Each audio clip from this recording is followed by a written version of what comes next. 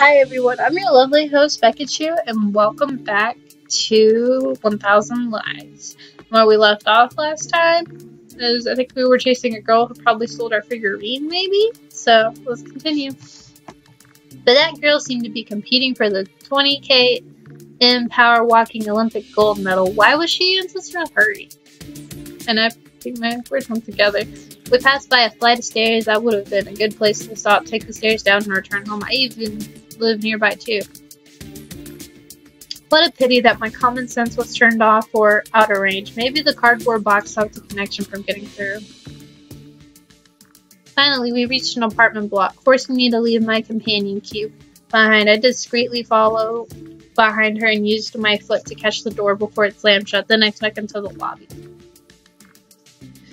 In for a dime, in for a dollar. By then, I'd probably lost sight of my objective. I ran up the stairwell as quickly as I could while my target used the elevator and found myself in front of the apartment she entered only moments ago. The pursuit should have ended there, but then she came back out of our apartment. It took less than a minute for her to reappear, having left all of her art supplies inside. Luckily, I was hidden out of sight in the stairwell. Imagine my surprise when she not only walked away, but also left her apartment door ajar. The thing is I've never been good when it comes to resisting temptation, so I took a small peek inside. I saw a single light on in one of the rooms. That brings me to now. I'm shamelessly breaking into a girl's apartment. I was drawn to the light like a moth to a flame, seeing as the rest of her apartment was veiled in darkness. She definitely lives here. The walls are filled with pictures of her friends, and family. It's a bit messy overall, but my room's still worse. At least here, I can actually see the floor. She even has some sport trophies on display. The closest thing to trophies you can find in my room is my figure collection. Worst of all, I can't find any clues to the mystery. My package definitely isn't here, and there isn't any evidence that she knows me somehow. Shrugged before deciding to leave, but not before returning the pencil I found at the playground and placing it on her desk. I figure it's the least I can do now. At first, I thought about leaving it with the rest of her art supplies, but I couldn't find them, so on the desk it goes. I make my way through the darkness and out of her apartment, quietly grumbling and wondering how can I be so unlucky. The front door is difficult to open, even using my full strength, because the frame is close to the floor, making it resistant to move, but carefully I managed to quietly open the door. And she's like, "Gasp! What are you doing in my room? Please get out. You didn't see my secret hentai collection, did you?" I'm just kidding. Isn't it hilarious how easily I can just close the door again? That's great. That's funny. He's like, wait, what? Oh, close. Never mind. Sweat is suddenly pouring down my body quicker and harder than any monsoon. She, the mysterious artist, is now standing on the other side of the door. Not that it's weird, considering this is her home, but why'd she come back so soon? Why is she always in such a hurry?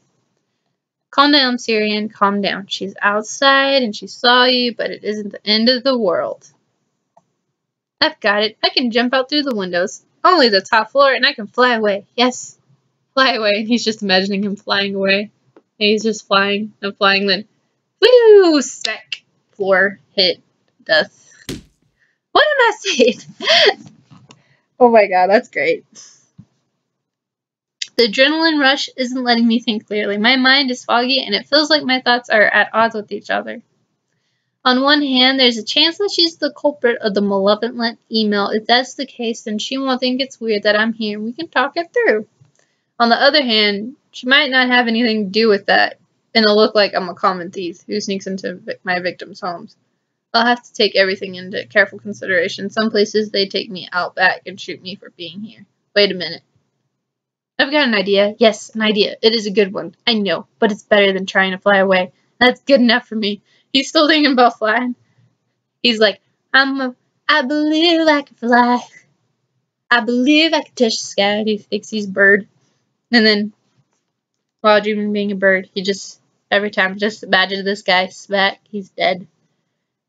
Actually, I don't even know if he'll help me, but it's already too late. I have to try.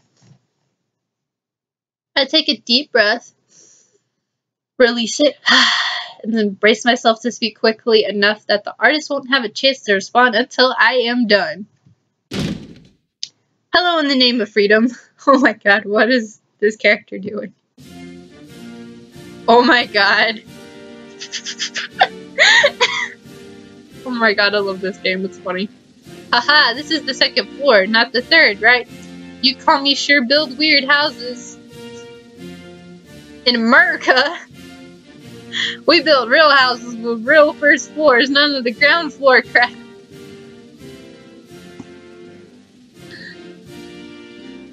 And why you gotta call it a ground floor anyway? It's got a fucking proper floor, don't it? Who even calls it that? Speak American, why don't ya? No hard feelings, right? I come in peace. Don't y'all worry. I'm from America. America is the gospel of the new world. Especially the direction we're going. We got Trump. As long as you believe in freedom, so will I believe in you. Everyone is American at heart. Hallelujah! Praise Jesus! That's how I see it. At least. Especially on TV. That really well. If you exist, America will come for y'all. Freedom is just like real American hamburgers. Everywhere. Every man, woman, and child of the world is... I'm just wondering if he's just coming up with this at the top of his head. This is great. The world that isn't a freedom hating baby Jesus killing terrorist foreign cute kebab and feels the power of freedom in his or her heart is a child of America, a brother in arms. Won't y'all let your brother into your house, your castle, my casa? Ain't that what y'all Mexicans always say? Ha ha ha.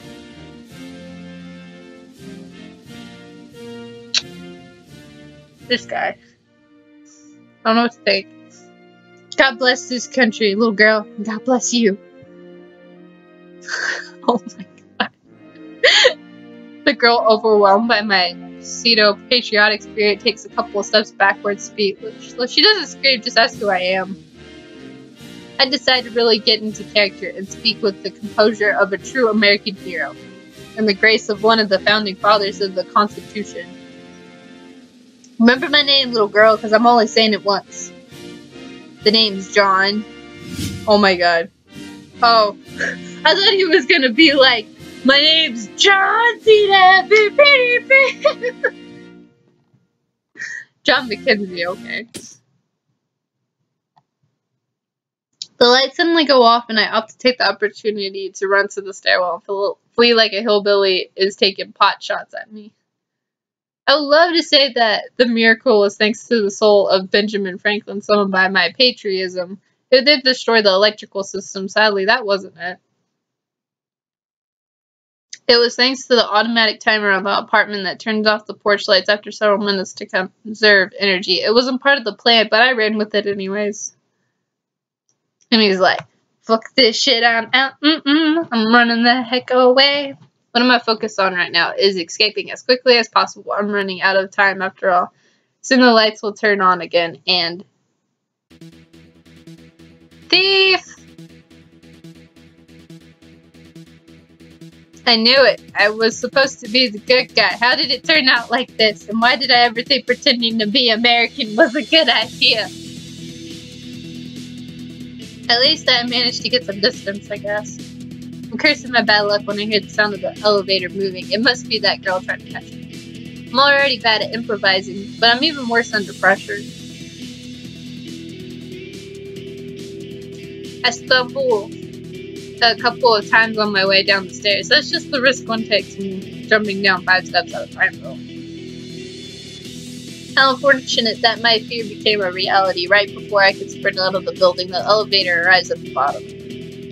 There's no other way to escape. The building is narrow and each floor only has an elevator or a set of stairs and 2 apartments. I could try to push my way out, but I don't want an assault charge on me too, which would happen then considering my awful luck.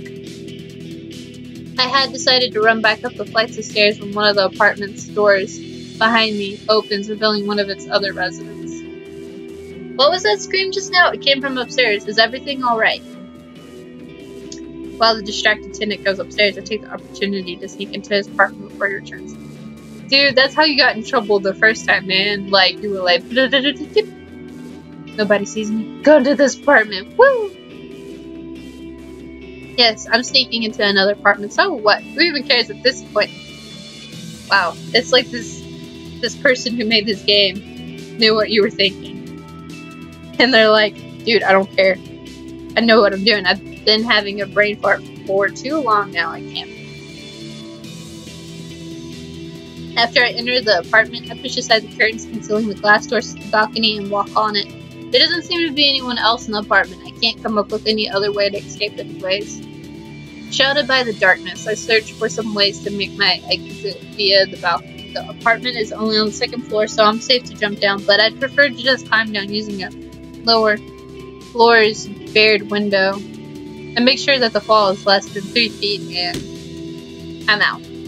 Surprisingly, my escape went smoother than expected. It was almost... I can't believe it as I cross my right leg. I expected it to ache from the pressure of that jump. Thankfully, everything seems fine. I'm totally unharmed. Because that adrenaline was pumping in, and you're like, I gotta get out, I don't know how to get out. And I'm like, ah, I'm free! Wee! Bye! Splat. I stopped wasting time and began running overjoyed the whole way. Everything happened so fast. I tried to convince myself that it was all just a bad dream, and tomorrow I'll forget about it. For some reason, though, I can't stop laughing. I can't stop laughing at you either, man. You tickled my funny bone. Like, seriously, pulling off Murica. Oh my god, I'm finally on chapter 2? I thought I'd been on chapter 3. Just, I thought it quit giving chapters. Just what I need. I'm tired, and school isn't exactly my favorite place in the world. So, that probably does confirm my one theory. I think the person who did make this game was right about it not having you pick choices. So, I'm basically just reading a story, which I'm kind of sad about that because it'd be so much cooler if I could pick choices, but maybe they didn't know how to do it. But the art's pretty good and the story's funny and I like it and it's pretty cool. And I mean, it was for free too, and I was able to play it, and hopefully me playing it will give them the attention, maybe, so other people can test it out. But anyways, what is it even missing to become a real hell on earth? Just bunch of laughter, and he's like, oh, these fuckers now. Exactly. They just made my life worse. Wait, give me a second. My sides hurt too much. So you decided to go to the playground and found a girl there. Then you followed her around town while hiding inside a cardboard box, snuck into her apartment, and then her room like some kind of pervert. Then she caught you, and you pretended to be American. Finally, you ran away and snuck into someone else's apartment, and then jumped off their balcony for whatever reason. Yeah, that's right. And they just both start laughing. I was laughing during that part too, so that was pretty funny. It's not like I wanted to tell Mr. and Miss Snoopy what happened yesterday, but they kept asking questions when they noticed I wasn't acting like myself. That's what you get from wild animals. They have good instincts. He's like these guys. It's like a bear and a tiger. Keep attacking. Seriously, I don't really have a problem letting people know about my life. I just always end up regretting it at the end of the day if those two find out. I never learn. It's actually funny, Companro. You're always complaining about how I seem like a foreigner because I mix languages. Now you pretend to be who? John something? Don't remind me what a joke. My terrible accent only made it worse. For once, I envy your linguistic ability, but don't get used to it. Not really. I'm only confident about it because I've lived abroad, that's all. Let's just go get to the point already. Sorry, what's important to us as men? That girl. On a scale of 1 to 10, how hot was she? Oh my gosh. She was pretty cute, honestly. I'm not a dude, but in my opinion, I thought she was pretty. I think she's prettier than this Viva girl, but anyways, do you really believe I had the time to notice that? From your reaction, I'd say she was at least a solid 8. Decide how to answer that and instead raise an eyebrow, hoping that'll be enough to deter Aussie from pushing further. Sadly, I'm wrong. More than an 8 out of 10 coming from someone so picky about World Girl. She must look like an angel on earth. I can't wait to meet this sexy soother of troubled souls. I wish I could read things better, but my nose is all stuffed up, and it always happens when I'm doing recordings that I notice that. Maybe it's because I forget to breathe sometimes. But anywho, continue with the story. It makes no sense to assume that there's any logic to Aussie's crazy imagination. Luckily, the teacher finally comes into the room. Instructs everyone to go to their seats. Based on the way Aussie and Ziva say goodbye to me, I don't think they'll be leaving me alone today. The bell signaling the start of recess sounds like a celestial choir to my ears. They still had recess in high school? So jelly. I wish I still had recess when I was in high school. I just wanted a break. Everyone shuffles out of the classroom in search of somewhere to take a break. However, I know that my own freedom won't come as easily. The teacher calls out to me before I can leave. The old friendly literature teacher stands up and pulls me aside, ensuring that no one else can eavesdrop on our conversation. I politely ask him what he needs. I'm pretty surprised that he pulled me aside in the first place, actually. Well, it's about the last assignment you had in class, the creative writing piece. It didn't have an ending. Did you forget to include it? No wonder it took me by surprise, since I forgot all about that assignment, but my teacher looks even more astonished when I explained that he already has the entire story in his hands. His expectations drop down to earth. I watch him trying to figure out whether or not to make him write, my lips, or not to make me write a proper ending or a request he wouldn't hesitate making to any other student.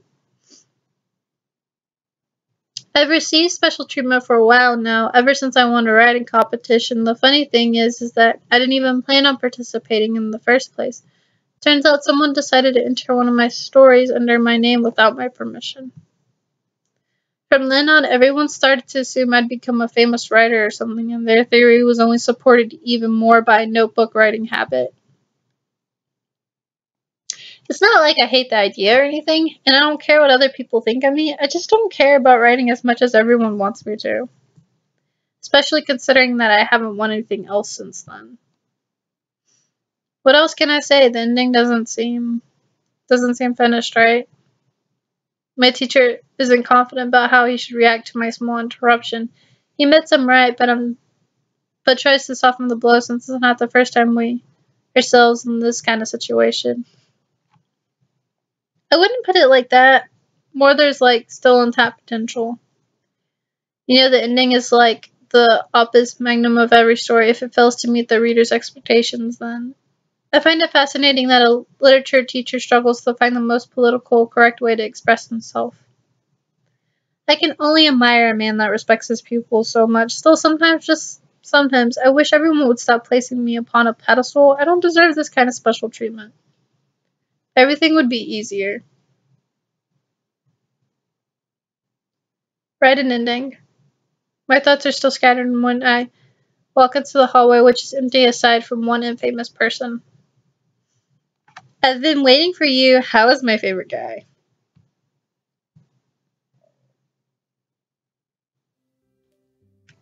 Ziva decides to hang out with me whether or not I like it and asks why it took me so long to come out. I brush it off as having to ask a question about the last assignment, but she isn't convinced and keeps pestering me as we walk outside together. Do you want to grab something to eat along the way? You can tell me about it, your plans for Mysterious Girl X. Sounds good, but I'm still not inviting you to anything who's Mysterious Girl X anyway. She sounds like a porn star. Don't play dumb. I'm talking about the girl you stalked yesterday. You still don't know if she sent you that email or not, so you should figure it out. And no, I won't ask you to invite me, although a real gentleman wouldn't mind paying for a lady's meal. Aussie always pays for my meals, for example. I do admire your ability to take advantage of others, but I can actually control my hormones well enough to take off the white knight armor. Not to mention that Aussie is loaded, so it doesn't matter if he pays for anything. Why do you think I'm even his friend in the first place? So he admits it. That's kind of sad, though. The worst part is coming from you. I'd believe it. While bickering, we reach a small sandwich shop that's popular amongst all of the students. We wait in line, slowly but surely approaching the window where we'll be able to place our orders. I think I'm going to end this video right here. It's getting to that point so where I'd like to end my videos at least. I hope you guys enjoyed this. I really enjoyed this video. I really liked the whole Murica thing going on. That was great. And I hope you guys will enjoy the next video. Bye.